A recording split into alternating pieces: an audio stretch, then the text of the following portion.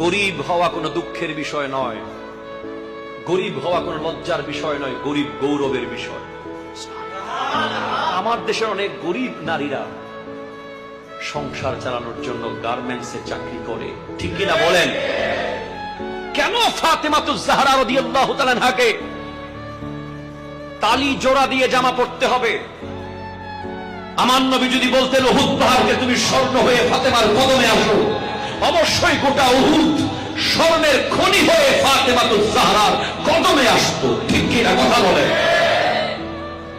যার জন্য জান্নাত থেকে খাবার আসে, যার জন্য জান্নাত থেকে পোশাক আসে, আমার নবী চাইলে মুহূর্তে মুহূর্তে যাকে জান্নাতি পোশাক পরাতে পারতেন আল্লাহর কাছ থেকে চেয়ে। উনি গোটা পৃথিবীর নারীদেরকে শিক্ষা দিয়েছেন যে আমি ফাতেমা গরিবই এখতিয়ার করেছি, গরিব আমি আল্লাহর কাছ থেকে চেয়ে নিয়েছি, যাতে ওই গরিব স্ত্রীরা স্বামীকে তানা মেরে কষ্ট না দেয়।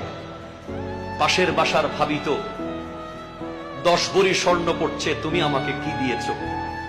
পাশের বাসার ভাই প্রতিদিন বিবিকে ড্রেস কিনে দেয়, তুমি আমাকে কি দিয়েছ?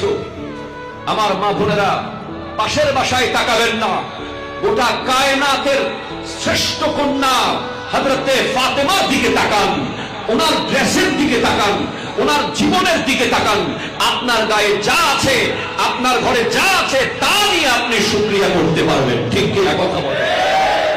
নবী নিজে গরিব থেকেছেন ইচ্ছে করে, নবীর বেটি গরিব থেকেছেন।